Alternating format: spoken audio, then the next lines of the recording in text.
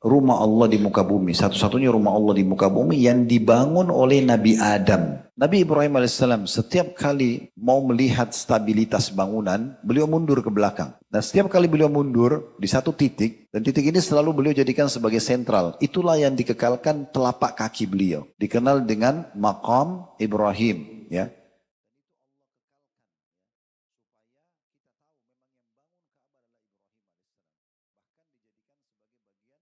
Kisah pembangunan Ka'bah dan perintah haji. Setelah Nabi Ibrahim alaihissalam sekian lama tidak ketemu dengan Ismail, karena kalau masih ingat pernah saya sampaikan Nabi Ibrahim setelah meninggalkan Hajar dan Ismail di Mekah, beliau sempat sekian tahun tidak datang ke Mekah karena Allah belum perintahkan, tapi beliau tinggal di negeri Syam, tepatnya di Palestina. Dan kedatangan beliau pertama kali setelah beliau meninggalkan Ismail dan Hajar di dekat Ka'bah, itu setelah Ismail menikah. Dan Ibrahim datang, kemudian datang ke rumah Ismail, tapi Ismail lagi keluar berburu. Kemudian sempat Ibrahim menanyakan istri Ismail yang pertama ini, bagaimana kehidupan kalian? Maka semua isinya keluh kesah. Dari istri Nabi Ismail yang pertama ini keluh kesah. Maka Ibrahim mengatakan, nanti kalau suamimu pulang, sampaikan kalau ada seorang tamu bernama Ibrahim yang datang, dan sampaikan kepadanya pesan agar dia mengganti tiang pintu rumahnya. Ya, kalau masih ingat ya. Allahu a'lam. Ya, masih, alhamdulillah. Yang jelas pada saat itu Nabi Ibrahim kembali ke negeri Syam. Kenapa kembali? Karena Allah suruh kembali. Ismail pulang dari berburu tidak ketemu sama ayahnya di saat itu. Maka dia pun pulang ke rumah, tanya istrinya ada tamu atau tidak. Dia katakan ada seseorang bernama Ibrahim. Apa pesannya? Pesannya agar anda mengganti tiang pintu rumah anda. Maka kata Ismail, itu ayahku Ibrahim, dia seorang nabi dan dia perintahkan aku untuk menceraikanmu. Karena tidak ada rasa syukur dalam rumah tangga itu. Nah setelah itu Ismail nikah lagi dengan salah satu anak kepala suku Jurhum yang lain. Dan setelah sekian lama, entah berapa lama tidak disebutkan dalam buku sejarah, Ibrahim diizinkan yang kedua kali datang ke Mekah. Lalu ketemu sama Hajar dan istrinya serta ke rumah Ismail. Bertepatan yang kedua lagi Ismail lagi berburu. Di masa itu orang kalau berburu, yang pertama sama kedua ini berburu. Jadi berburu ini cukup lama, bisa 3 bulan, 4 bulan baru pulang. Lalu dia Ibrahim ketemu sama istri keduanya Ismail, lalu ditanya kehidupan mereka, ternyata istri kedua ini selalu bersyukur kepada Allah Subhanahu wa taala.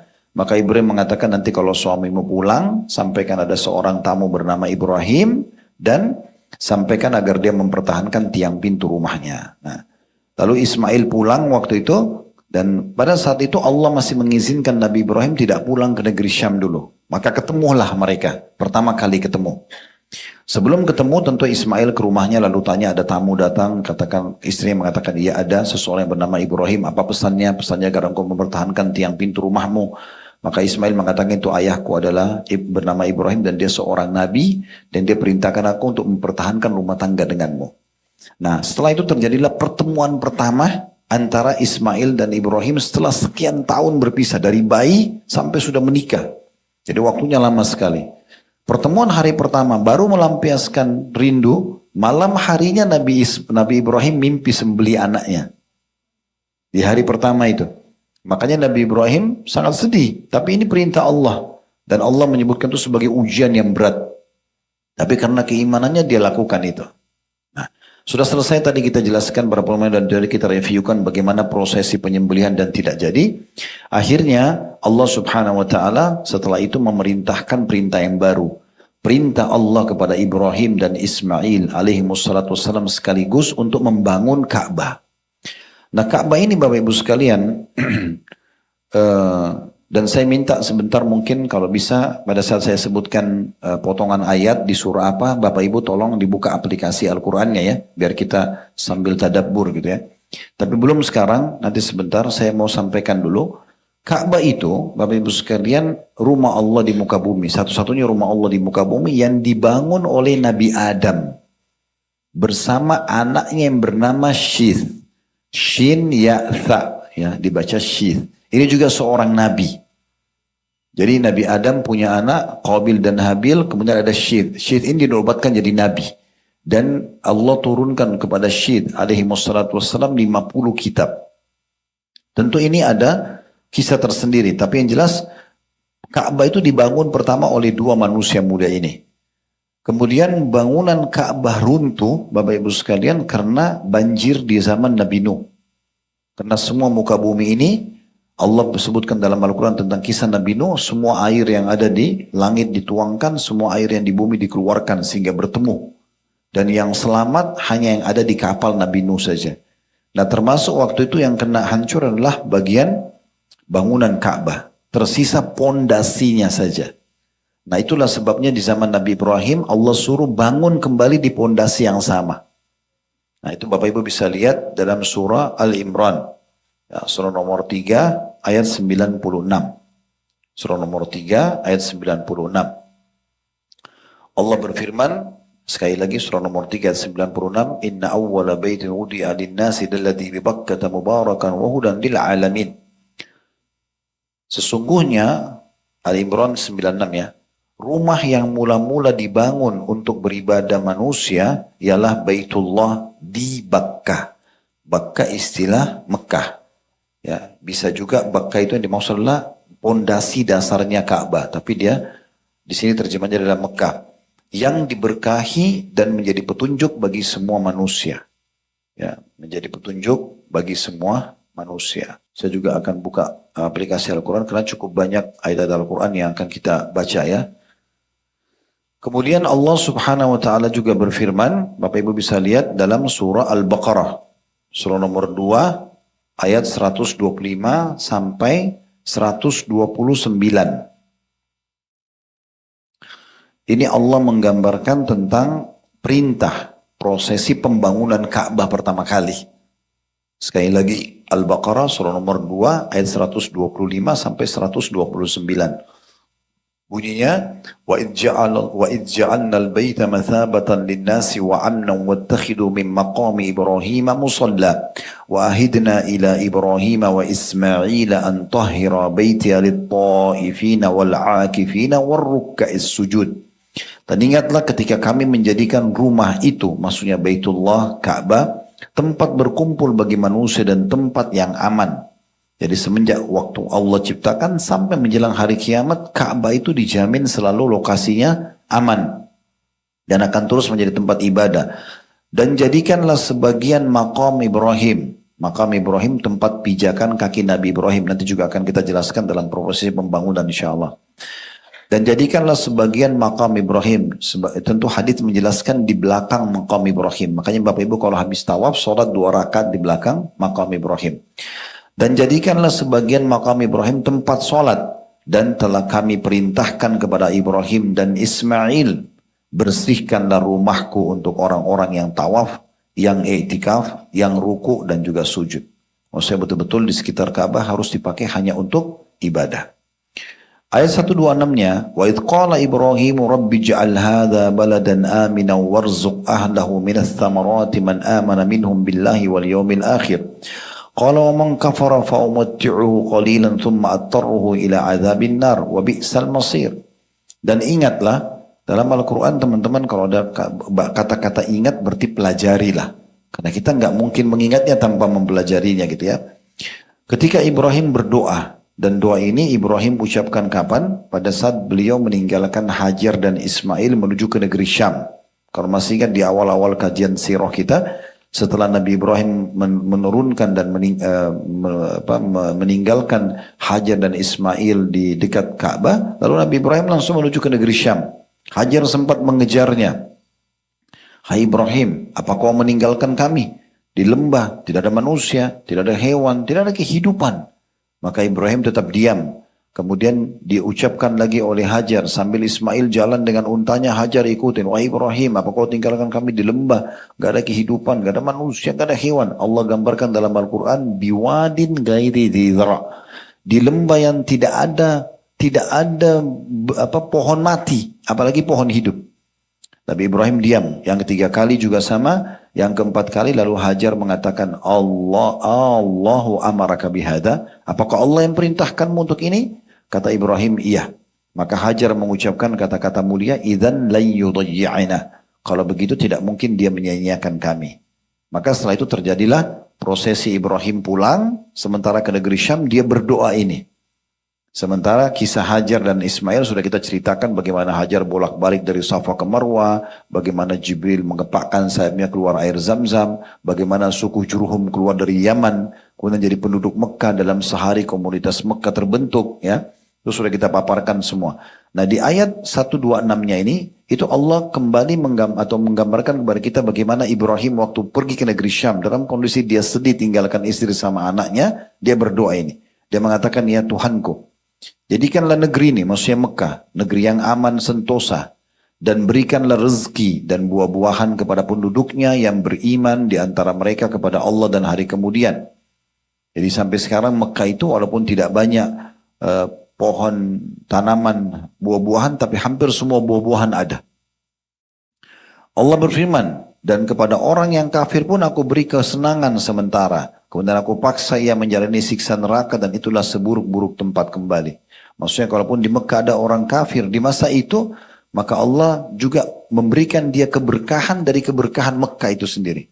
Dia juga akan dapat makan segala macam. Tapi kalau tidak beriman, meninggal dalam keadaan kafir, dia akan masuk ke dalam api neraka. Baik, 127-nya, ini ayat tentang prosesi pembangunan Ka'bah Bapak Ibu sekalian. Wa idh yarfa Ibrahimul qawa'ida minal baiti wa Ismailu rabbana taqabbal minna innaka antas samiul alim. Dan ingatlah, artinya pelajarilah, ketika Ibrahim meninggikan atau membina dasar-dasar Baitullah bersama Ismail alaihissalatu wassalam, seraya mereka berdoa, ya Tuhan kami, terimalah daripada kami amalan kami ini, sesungguhnya engkau lah yang maha mendengar lagi maha mengetahui.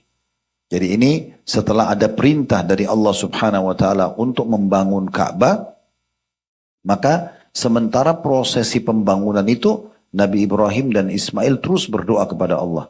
Ini pelajaran penting Bapak Ibu sekalian. Kita kalau sementara sebelum mengerjakan amal, sedang mengerjakan amal, dan sesudahnya selalu berdoa agar Allah terima. Ya, supaya betul-betul Allah memberikan pahala maksimal. Itu yang dicontohkan oleh kedua Nabi yang muda ini. Mereka mengatakan, ya Tuhan kami, terimalah dari kami amalan ini, ya sungguhnya engkau maha mendengar lagi maha mengetahui. Lalu ayat 128-nya, Rabbana waj'alna muslimaini laka wa min dhurriyyatina ummatan muslimatan laka wa arina manasikana wa tub alaina innaka antat tawwabur rahim. Ya Tuhan kami, jadikanlah kami ini berdua orang yang tunduk patuh kepada engkau, dan jadikanlah di antara anak cucu kami umat yang tunduk juga patuh kepada engkau. Dan tunjukkanlah kepada kami cara-cara dan tempat-tempat ibadah haji kami, dan terimalah taubat kami, sungguhnya engkaulah yang maha penerima taubat lagi maha penyayang. Dari ayat ini ada 3 faedah besar ya Bapak Ibu sekalian di 128 ini. Pentingnya seseorang selalu mendoakan kebaikan terutama untuk keturunannya, untuk dirinya, supaya selalu beriman pada Allah sampai ajal datang, dan doakan keturunan untuk menjadi keturunan yang selalu tunduk dan patuh kepada Allah. Yang kedua, pentingnya kita mempelajari agama Allah supaya kita mengikuti panduan sesuai dengan SOP syariat. Harus kita ikuti. Beribadah harus punya rujukan, punya dalil. Ada panduannya enggak? Tidak ada, jangan dikerjakan. Ada, dikerjakan. Itu batasannya. Kemudian yang ketiga, pentingnya seseorang untuk selalu bertaubat kepada Allah subhanahu wa ta'ala. Di sini makna firman Allah subhanahu wa ta'ala, Nabi Ibrahim dan Ismail mengatakan, dan terimalah taubat kami. Pertanyaan sederhana, dosa apa yang dikerjakan Nabi Ibrahim dan Ismail? Tidak ada. Sementara mereka lagi prosesi bangun Ka'bah. Maksudnya ayat ini adalah, kalau dalam prosesi kami bangun Ka'bah yang kau perintahkan ini ya Allah, ada kesalahan kami, maka terimalah taubat kami. Ini luar biasa. Jadi termasuk ya bagian yang harus diperhatikan oleh orang-orang beriman, bagaimana mereka selalu memohon maaf kepada Allah kalau seandainya ada ibadah yang dia kurang dalam mengerjakannya. Kemudian 129-nya, Rabbana wab'ats fihim rasulan minhum yatlu alaihim ayatika wa yu'allimuhul kitaba wal hikmata wa yuzakkihim innaka antal azizul hakim. Ya Tuhan kami, keduanya berdoa, utuslah untuk mereka seorang rasul dari kalangan mereka. Kata sebagian ulama tafsir, ini maksudnya adalah Nabi Muhammad SAW. Karena Nabi Ismail dan Nabi Ibrahim minta agar dikeluarkan dari penduduk Mekah, itu seorang rasul. Dan tidak ada yang datang sebagai rasul setelah Ibrahim dan Ismail alaihissalam di Mekah kecuali Nabi Muhammad sallallahu alaihi wasallam.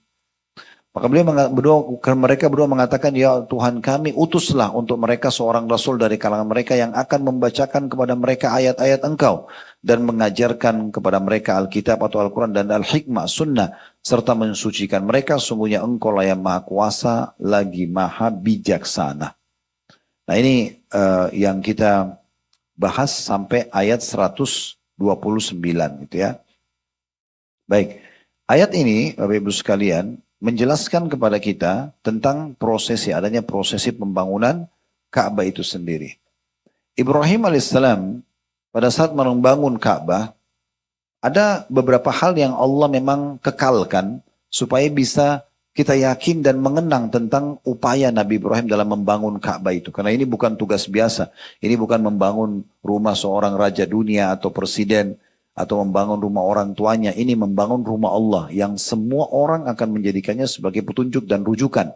Sekarang berapa juta umat Islam yang sujud menghadap Ka'bah, berapa miliar, berapa tahun berjalan, maka semua itu dipanen pahalanya oleh kedua nabi ini. Ini amal yang mulia sekali. Maka Nabi Ibrahim alaihissalam setiap kali mau melihat stabilitas bangunan, beliau mundur ke belakang. Nah, Bung Ibrahim itu supaya lihat, ini sudah rata belum? Karena waktu itu Nabi Ibrahim bukan tukang batu. Beliau seorang Nabi. Perintah Allah dijalankan. Maka dia butuh tahu ini betul nggak, sudah pas nggak gitu ya. Nah setiap kali beliau mundur di satu titik, dan titik ini selalu beliau jadikan sebagai sentral. Itulah yang dikekalkan telapak kaki beliau. Dikenal dengan Maqam Ibrahim. Ya. Dan itu Allah kekalkan ya. Supaya kita tahu memang yang bangun Ka'bah adalah Ibrahim alaihissalam. Bahkan dijadikan sebagai bagian daripada umroh dan haji. Tawaf itu ada sholat di belakang Maqam Ibrahim. Kalau Bapak Ibu sudah tahu, alhamdulillah. Kalau belum tahu, sholat 2 rakaat di belakang Maqam Ibrahim yang hanya 2-3 menit itu. Rakaat pertama baca Al-Fatihah sama Al-Kafirun. Rakaat kedua baca Al-Fatihah sama Al-Ikhlas. Ini pahalanya sama dengan bebasin satu orang budak dari anak Ismail. Supaya lebih mendekatkan maknanya, Bilal dulu budaknya Umayyah di Mekah. Nanti akan kita bahas dalam kajian kisirah kita ke depannya insya Allah. Bilal adalah budak Umayyah. Umayyah ini orang kaya Mekah. Lalu dia disiksa karena masuk Islam. Yang beli dia adalah Abu Bakar. Abu Bakar tebus kepada Umayyah. Kau mau jual berapa budak ini? Umayyah sebut angka yang sangat besar. Dia kaget. Dia pikir Abu Bakar tidak akan bayar. Abu Bakar bayar, ditebus. Nah semenjak penebusan tersebut, Bilal jadi bebas. Berarti semua ibadahnya Bilal dipanen oleh Abu Bakar. Dia jadi muadzin. Bayangkan sekian tahun jadi muadzin Nabi, semua orang yang datang sholat Bilal panen pahalanya. Tapi Abu Bakar panen pahala Bilal. Itu namanya pembebasan budak. Di masa kita sekarang tidak ada budak. Bisa masuk dalamnya adalah tawanan perang. Ditebus dengan zakat kita segala macam. Nah bagaimana caranya kita bisa dapat pahala ini? Salah satunya sholat di belakang Maqam Ibrahim. Nah itu dapat pahala itu. Nah ini salah satu. Dan Allah subhanahu wa ta'ala sebutkan di dalam surah Al-Imran ayat 97. Ya, bisa dibuka Al-Imran ayat 97. Tadi sempat kita baca 96-nya ya. Jadi ayat 97 itu menggambarkan tentang maqam Ibrahim ini. Saya bacakan bunyinya. Fihi ayatum bayyinatum maqamu Ibrahim wa man dakhalahu kana amina. Walillahi 'alan nasi hijjul baiti man istata'a ilaihi sabila wa man kafara fa innallaha ghaniyun 'anil 'alamin. Yang artinya padanya, maksudnya di sekitar Ka'bah itu terdapat tanda-tanda yang nyata. Maksudnya tanda-tanda nyata kalau itu adalah perintah Allah Subhanahu wa taala karena orang selalu ke sana, orang tawaf ya, orang muliakan. Lalu di antaranya tanda-tanda itu adalah makomnya Ibrahim, bekas pijakan kaki beliau pada saat melihat stabilitas bangunan Ka'bah. Barang siapa yang memasuki Baitullah di dalamnya atau di sekitarnya, maka amanlah dia. Dan mengerjakan haji adalah kewajiban manusia terhadap Allah, yaitu bagi orang yang sanggup mengadakan perjalanan ke Baitullah. Barang siapa yang mengingkari kewajiban haji, maka sungguhnya Allah Maha Kaya dan tidak memerlukan sesuatu dari semesta alam. Hukum haji, Bapak Ibu sekalian, nanti akan kita masukkan di rangkuman kita setelah menjelaskan perbuatan-perbuatan yang telah dikerjakan Nabi mulia Ibrahim dan Ismail alaihissalam nanti akan jadi rangkaian haji. Ini wajib yang pertama kali kepada semua muslim dan muslimah. Ya, hukumnya wajib. Sebagaimana umroh yang pertama juga wajib. Dalam pendapat Imam Syafi'i rahimahullah. Ya. Jadi Bapak Ibu sekalian kalau ada punya kemampuan jangan ditunda-tunda untuk umroh dan haji. Ya. Karena saya lihat kadang-kadang mayoritas jemaah kami yang pergi haji itu sudah berumur. Ya. Masa mudanya di mana? Waktu saya tanya, Bapak sudah pernah haji? Belum. Kemana saja selama ini? Ternyata lebih banyak ke Eropa, ke Amerika, kemana-mana dan lupa tentang kewajiban utama dia. Harusnya pergi haji walaupun sekali seumur hidup. Itu yang wajibnya. Tapi kalau dia bisa ulang-ulangi sangat baik. Karena Nabi SAW memerintahkan kita untuk mengulang-ulangi haji dan umrah. Dalam sabdanya beliau mengatakan, Tabi'u bainal haji wal umrah. Rutinkan haji dan umrah itu. Dari umrah ke umrah, dari umrah ke haji, dari haji ke umrah, dari haji ke haji. فَإِنَّهُمَا يَنْفِيَانِ الْفَقْرَ وَالذُّنُوبِ كَمَا يَنْفِرُ الْكِيرُ خَبَثَ الْحَدِيدِ وَالذَّهَبِ وَالْفِضَّةِ. Karena keduanya haji dan umrah kalau rutin dikerjakan maka akan membersihkan dan mengikis habis kefakiran dan juga dosa-dosa sebagaimana pandai besi menghilangkan karat dari besi emas dan perak. Walaysa li hajjatil mabruratu jazaa'ul jannah. Tidak ada balasan haji yang mabrur kecuali surga. Baik, ini tentang masalah ya, adanya maqam Ibrahim. Setelah selesai pembangunan Ka'bah ini, ya, Allah atau Nabi Ibrahim alaihissalam dan Nabi Ismail terus berdoa. Tadi sudah kita bacakan Al-Baqarah 127. Ya Allah, terimalah ini dari kami. Lalu Allah Azza wa Jalla memanggil dan memerintahkan Ibrahim setelah bangun Ka'bah selesai untuk menyeru manusia datang mengerjakan ibadah haji.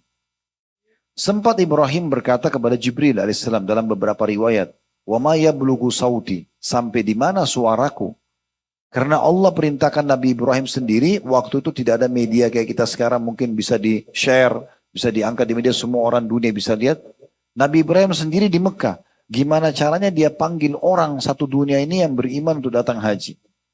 Maka Jibril mengatakan, ma'alaika illal balad. Tugasmu hanya menyampaikan wahai Ibrahim. Maka Ibrahim AS naik ke atas sebuah gunung yang dianggap paling tinggi oleh beliau. Kemudian beliau menyeru untuk orang-orang datang mengerjakan ibadah haji. Dan Allah subhanahu wa ta'ala menyampaikan suara Ibrahim AS terdengar oleh semua orang beriman di saat itu. Maka semuanya berlumba-lumba datang untuk mengerjakan ibadah haji. Bapak Ibu bisa lihat dalam surah Al-Hajj. Memang Allah namakan surah Al-Hajj. Surah nomor 22. Ya, surah nomor 22. Di ayatnya 26 sampai 29. Di ayat 26-nya Allah berfirman, Al-Hajj, "Wa idh bawwa'na li Ibrahim makana al-baiti alla tusyrik bi syai'an wa tahhir baiti lit-ta'ifina wal-qa'imina lit-ta'ifina wal-qa'imina war-ruk'is sujud." Dan ingatlah, maksudnya pelajarilah ketika kami memberikan tempat kepada Ibrahim di tempat Baitullah dengan mengatakan, janganlah kamu memperserikatkan atau mempersekutukan sesuatu pun dengan aku. Dan sucikanlah rumahku ini bagi orang-orang yang tawaf, orang-orang yang beribadat, dan orang-orang yang ruku dan sujud. Maksudnya Allah berfirman kepada Ibrahim disampaikan oleh Jibril tentang masalah ini. Perintah mensucikan Ka'bah dan juga memudahkan orang ruku, sujud, dan seterusnya. Lalu ayat 27-nya ini perintah Allah agar ya, memanggil manusia haji. وَعَذِّمْ فِي النَّاسِ بِالْحَجِّ يَأْتُوكَ رِجَالًا وَعَلَى كُلِّ دَامِرٍ يَأْتِينَ مِنْ كُلِّ فَجٍّ عَمِيقٍ. Dan berseruhlah hai Ibrahim kepada manusia untuk mengerjakan haji, niscaya mereka akan datang kepadamu dengan berjalan kaki dan mengendarai unta yang kurus yang datang dari segenap penjuru jauh.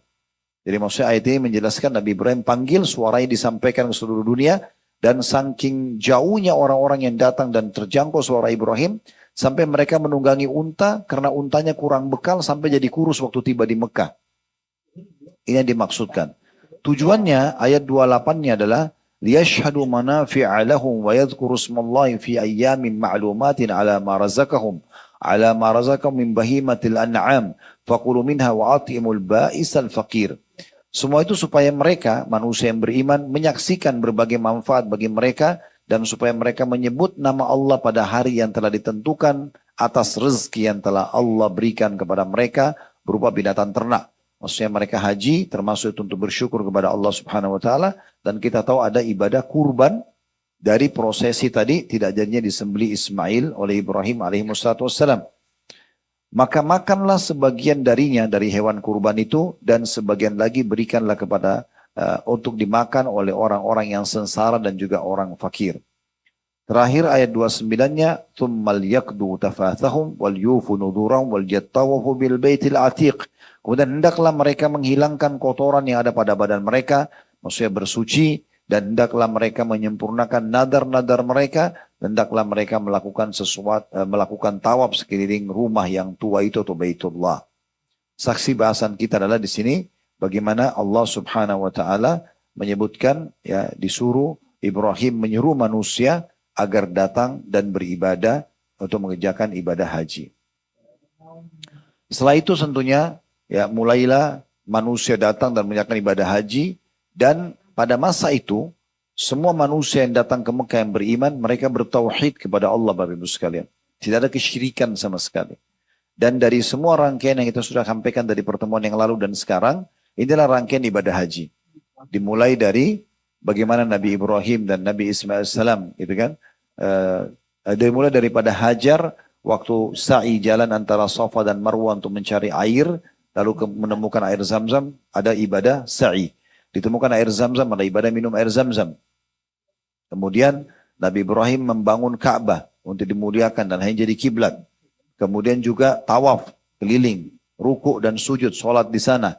Kemudian prosesi penyembelian yang tidak jadi tadi, maka ada ibadah kurban. Semua ini menjadi satu rangkaian daripada ibadah haji sendiri. Tentu kalau saya ringkaskan Bapak Ibu sekalian, haji itu 6 hari. Haji itu 6 hari. Dari tanggal 8 Zulhijjah sampai 13 Zulhijjah. Ini haji. Wajibnya 4 hari, sunnahnya 2 hari. Tapi semua rangkaian kalau Bapak Ibu mau sempurna 6 hari. Tanggal 8 dikenal dengan hari Tarwiyah, ini hukumnya sunnah. Biasanya travel-travel kita nggak masuk di sini. Mereka tetap di penginapan. Tapi sayang sekali. Kalau kami di Uhud Tour, memang kami sempurnakan semua. Tanggal 8 juga jemaah haji masuk. Jadi di sini Bapak Ibu niat di hotelnya masing-masing. Niat labbaik Allahumma hajjan. Ya Allah, aku jawab panggilanmu untuk haji. Nah, pada saat kita ucapkan itu, Bapak Ibu sekalian, kita pakai baju ihram, ibu-ibu pakai lengkap dari kerudung kepala sampai kaos kaki. Yang terbuka hanya wajah dan telapak tangan.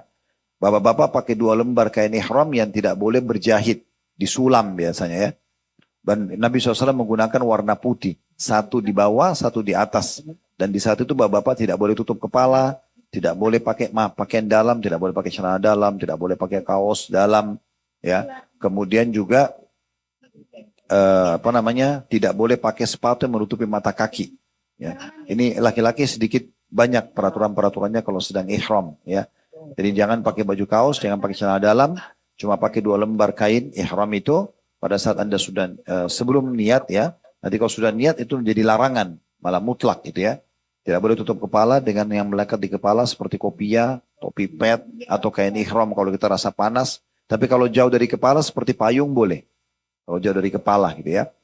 Kemudian tidak boleh pakai sepatu yang menutup mata kaki. Pernah Nabi SAW melihat ada sahabat lakukan, Nabi suruh potong sepatunya supaya mata kakinya kelihatan. Maka paling aman pakai sendal. Paling lama pakai sendal.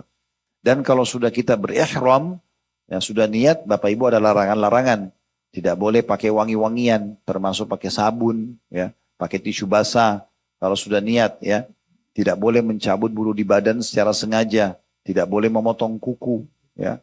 Kalau sebelum berihram, sebelum niat, sunnahnya memang mandi, pakai sampo sama sabun, gunting kuku, ya. Kalau laki-laki ditambah dengan mencukur kumis. Tapi setelah niat, maka tidak boleh lagi. Kita harus jaga. Jadi Bapak Ibu kalau ingat, kalau lagi umroh, lagi haji, kalau sudah lagi dalam kondisi ihram, masuk kamar hotel, jangan sampai pakai sabun, maaf kalau cebok atau mandi. Boleh kita segarkan lagi badan kita dengan mandi, tapi hindari wangi-wangian ini. Kalau ada yang mengatakan, tapi Ustaz kan ada sabun sama sampo yang tidak wangi. Saya pernah lihat ada jemaah haji kami, tahun lalu kebetulan hajinya, dia bawa dari Indonesia ini, ternyata saya cium masih wangi. Lebih baik dihindari saja gitu ya. Hanya sebatas pakai ihram. Nanti selesai ibadahnya, dia boleh mandi dengan menggunakan wangi-wangian lagi. Nah, kemudian juga ada larangan, tidak boleh lagi suami istri rafath. Rafath itu mengucapkan kata-kata yang menuju ke hubungan biologis. Gandengan boleh, ya kalau lagi tawaf, lagi say. Tapi kalau sudah mengarah ke biologis nggak boleh, ya.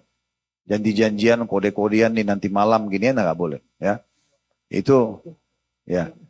Jadi lagi ihram nggak boleh. Kemudian juga tidak boleh Bapak Ibu sekalian memburu hewan darat. Mungkin sekarang tidak berlaku ya, tapi ini hukum dulu berlaku. Karena di masa dulu orang pergi Mekah itu main unta sama kuda. Dan mereka kalau kehabisan bekal tengah jalan, mereka berburu kelinci, mereka berburu kambing rusa. Nah itu kalau lagi ihram tidak boleh. Dalam surah Al-An'am Allah sebutkan itu. Tapi sekarang sudah tidak berlaku tentunya buat kita ya. Nah ini ada larangan-larangan ihram yang harus kita jaga tentunya.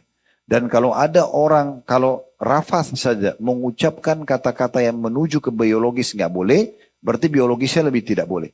Kalau orang biologis sementara ihram, batal ibadah haji ataupun umrohnya. Dia harus ulangin lagi. Plus kalau haji itu dia tambah menyembeli unta. Ya. Jadi memang ada larangan-larangan gitu ya, yang tidak boleh. Baik, tanggal 8 Bapak Ibu pakai ihram di kamar hotel, baca labbaik Allahumma hajjan, lalu menuju ke Mina. Ya. Tarwiyah ini itu diistilahkan Bapak Ibu sekalian karena umumnya musim haji itu panas, sedikit panas. Biasanya orang ambil air dipercikin di padang pasir supaya panasnya berkurang. Nah ini dikenal dengan tarwiyah. Makanya tanggal 8 dibilang hari tarwiyah karena mendinginkan lokasi itu dengan air gitu ya. Kemudian kita masuk ke Mina itu sebelum duhur. Sebelum duhur. Sebenarnya Bapak Ibu kalau bayar paket haji itu sudah masuk include kemah Bapak Ibu makan dan minum. Ya. Jadi kami sarankan kalau pilih travel usahakan kalau haji masuk tanggal 8. Di tanggal 8 itu di Mina yang kita lakukan ibadah haji itu sholat duhur di waktu duhur 2 rakaat. Sholat asar di waktu asar 2 rakaat. Jadi tidak dijamak tapi dikasar, dipangkas. Duhur di waktu duhur 2, asar di waktu asar 2. Di antaranya Bapak Ibu boleh tidur, boleh makan, boleh berzikir ya. Yang penting kita nginap di Mina. Maghrib di waktu maghrib 3 rakaat, isya di waktu isya 2 rakaat. Kenapa maghrib tetap 3? Karena memang yang dipangkas, yang dikosar hanya sholat 4 rakaat. Subuh nggak bisa jadi 1 rakaat, maghrib nggak bisa jadi 1,5 rakaat. Ya.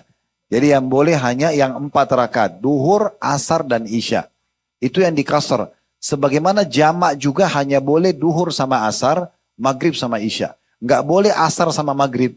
Nggak boleh isya sama subuh. Nggak boleh subuh sama duhur. Dia hanya boleh duhur sama asar dan maghrib sama isya. Boleh takdim di awal waktu, duhur dan asar di waktu duhur, didahulukan duhur dulu baru asar, atau takhir, diterlambatkan di waktu asar, tapi tetap berurut. Duhur dulu 2, baru asar 2. Nah seperti itu juga dengan maghrib dan isya. Nah nanti Bapak Ibu nginap di Mina, di tenda, ya umumnya sekarang tenda sudah ber-AC, sampai besok tanggal 9. Ya. Saya ulangi lagi 6 hari ini, tanggal 8, 9, 10, 11, 12, 13. Tanggal 8 hukumnya sunnah. Bapak Ibu jemaah haji masuk atau tidak masuk Mina tidak berdosa, tapi kalau dikerjakan pahalanya lebih besar. Sebagaimana nanti hari terakhir, hari ke-13 sunnah juga. Nah hari terakhir, hari tasyrik.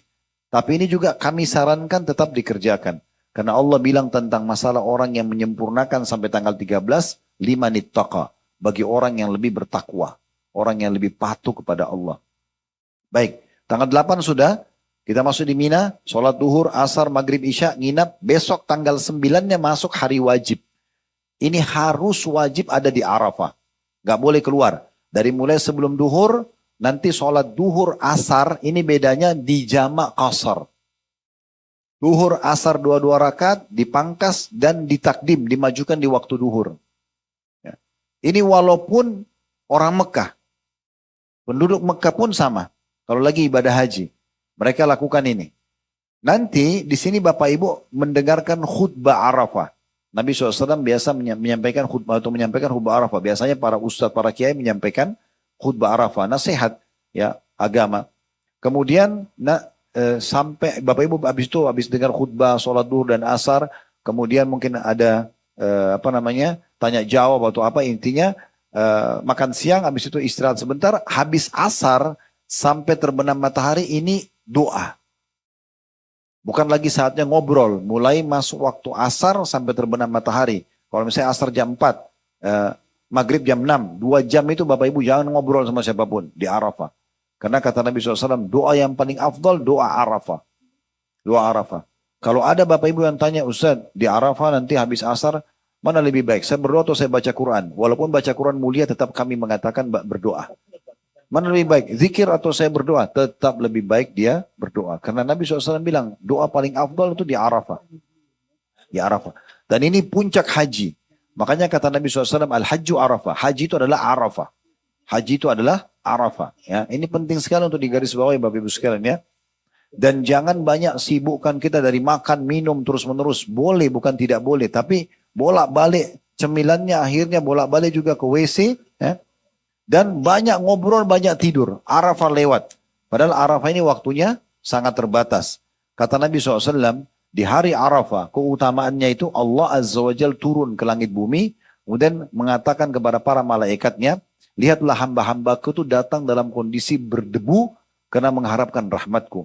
Maka kalian semua jadi saksi kalau hamba-hambaku ini memiliki dosa, penghuni Arafah ini memiliki dosa sejumlah butiran pasir di muka bumi, atau sejumlah tetesan air hujan, atau sejumlah tetesan air, pasir, atau buih di lautan. Maka aku sudah bersihkan semua, aku maafkan semua.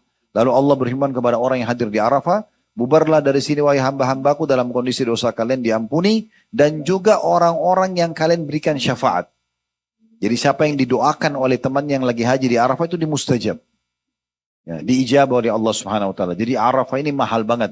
Makanya orang yang pergi sana Bapak Ibu sekalian sudah niat haji ya. Walaupun dia sakit di rumah sakit selama belum meninggal, pemerintah Saudi siapin ambulan dibawa ke Arafah. Walaupun dalam kondisi diinfus, pakai ihram. Karena kalau dia hadir di Arafah berarti dia haji. Gitu ya. Nah, ini sampai terbenam matahari. Bapak Ibu jangan keluar sebelum terbenam matahari. Ya, syarat dari Nabi SAW adalah terbenam matahari. Di tanggal 9 ini ya, setelah terbenam matahari, semua jemaah haji pergi ke Muzdalifah. Lokasi yang ketiga. Di Muzdalifah ini kita mabit, menginap. Ya. Dan kita sunnahnya sholat maghrib isya digabung jamak ditakhir. Diterlambatkan di waktu isya. Jadi kalau di Arafah ini tadi dimajukan duhur asarnya. Kalau malamnya di Muzdalifah diterlambatkan. Nabi SAW terlambatkan sholat maghrib isya di Muzdalifah. Lalu beliau istirahat malam itu. Waktu istirahat. Karena seharian tadi ibadah di Arafah. Ini namanya Muzdalifah. Boleh juga fatwa sebagian ulama meninggalkan kalau sudah lewat pertengahan malam. Terutama kalau ada kaum wanita, ada orang tua, ada anak-anak itu dibolehkan. Gitu ya. Kalau mau lebih afdal sampai sholat subuh di Muzdalifah. Ini tanggal 9. Tanggal 10-nya ya, itu Idul Adha. 10 itu adalah Idul Adha. Dikenal juga dengan hari nahar. Hari nahar atau hari adha. Dan di sini Bapak Ibu sekalian jemaah haji melakukan salah satu dari 3 kegiatan. Tapi yang paling dasar hari itu adalah Jumrah Aqabah. Ya tadi melontar itu. Tempat melontar ini ada 3. Sugra, Wusta dan Aqabah atau Kubra. Kecil, sedang, besar. Nah di hari Idul Adha Bapak Ibu lempar 1 titik saja. Aqabah, 7 butir batu. Batu kecil ya, kerikil kecil. Jangan lempar batu besar, lempar sepatu, ada yang lempar kayu. Gitu kan. Ini mengikuti sunnah Nabi Ibrahim alaihissalam. Dengan bertakbir Allahu Akbar 1 batu. Allahu Akbar yang kedua. Dan Bapak Ibu sudah tahu belum keutamannya nih. Melontar jumrah. Kata Nabi SAW, melontar jumrah 1 batunya akan menggugurkan 1 induk dosa besar. Jadi kalau kita melontar hari nahar itu, hari Idul Adha itu, 7 butir kan hari itu berarti 7 dosa besar kita bersih. Nah, kemudian kita menuju ke Mekah di Ka'bah, tawaf ifadah, tawaf wajibnya haji, tawaf dan sa'i. Setelah itu, yang haji tamattu menggabungkan umroh sama haji atau haji kiron, menggabungkan umroh sama haji, ini Bapak Ibu sekalian berkurban, menyembelih hadyu, hewan. Kalau Bapak Ibu sudah sempurnakan 3-tiganya tadi, Jumrah Aqabah, dan Bapak Ibu tawaf ifadah wajibnya haji, ini semua berkumpul di hari Idul Adha ya. Dan Bapak Ibu juga sudah menyembeli, maka boleh tahallul. Cukur rambut, buka baju ihram, pakai baju biasa saja. Pakai baju biasa. Semuanya sudah halal, termasuk hubungan suami istri. Tapi syaratnya 3 hal tadi harus dipenuhi. Ya. Nah setelah itu Bapak Ibu di Idul Adha ini, itu Bapak Ibu pergi, misalnya pun kalau kayak kami biasa, kami ajak jemaah dulu kembali ke hotel, mereka gak mandi segala bersih-bersih karena sudah bebas dari ihram. Lalu mereka nanti kita bawa kembali ke Mina. Nah mulai tanggal 10 Idul Adha, 11, 12, 13 semuanya di Mina. 4 hari ini semua di Mina. Nah di sini nanti sama tadi waktu hari Tarwiyah, duhur di waktu duhur 2 rakaat, asar di waktu asar 2 rakaat, maghrib di waktu maghrib 3 rakaat, isya di waktu isya 2 rakaat. Nginap tuh tanggal 10. Tanggal 11, tanggal 12 dan tanggal 13 melontar saja kerjanya. Melontar. Tapi melontarnya 3 titik. Kecil, sedang, besar. 7, 7, 7. Ini kita melontar yang paling afdol setelah zawal. Setelah waktu duhur. Memang sedikit panas, tapi ini yang paling afdol. Ya. Bapak Ibu keluar setelah sholat duhur, 2 rakaat, keluar dari kemah, menuju ke jumroh. Gitu ya. Bagian tidak mampu sakit, ibu-ibu bisa titipin kepada jemaah. Nanti dilontarin juga bisa. Kalau mau ikut lontar sendiri bagus. Gitu ya. Di sini kita lontar 3. 7 batu butir, ya kerikil. Kita baca Allahu Akbar 7 kali di titik yang kecil. 7 kali titik yang besar, 7 kali titik yang sedang, 7 kali titik yang besar. Kalau kita gabung berarti 21 batu hari itu. Artinya 21 batu berarti 21 dosa besar. Dibersihkan di tanggal 11 Zulhijjah, hari pertama tasyrik. Tanggal 12 juga sama. Jumrah juga. Nah kalau ada jemaah haji di tanggal 12 sudah mau keluar dari Mina, dia mau selesaikan hajinya, yang wajib saja dia mau kerjakan, dia bisa dikenal dengan nafar awal. Nafar awal. Ini boleh, tapi Bapak Ibu keluar dari Mina sebelum terbenam matahari. Kalau mau lebih baik, Bapak Ibu lanjut sampai tanggal 13. Sempurnakan. Biasanya dari tanggal 12 ke 13 ini kemah sudah kosong, karena orang pada buru-buru keluar. Nah, kami biasa tinggal terus sampai tanggal 13. Nah, tanggal 13 juga jumroh sama. Melontar 3 titik. Nah, setelah itu ibadah hajinya selesai. Kalau ada yang tanya, Ustadz, lalu kenapa orang kalau pergi haji waktunya lama? Kalau pemerintah bisa sampai reguler bisa 40 hari. Kalau ONH Plus atau swasta biasanya 21 hari. Kecuali Bapak Ibu request sendiri, saya cuma mau 12. Biasanya sih minimalnya itu antara 9 sampai 12 hari minimal. Itu karena memang di sana mereka jual paket itu, hotel, itu satu paket Bapak Ibu sekalian. Jadi memang Anda cepat atau lambat, tetap aja bayarnya sama. Maka lebih baik kita perbanyak ibadah di sana. Nah kurang lebih seperti itu.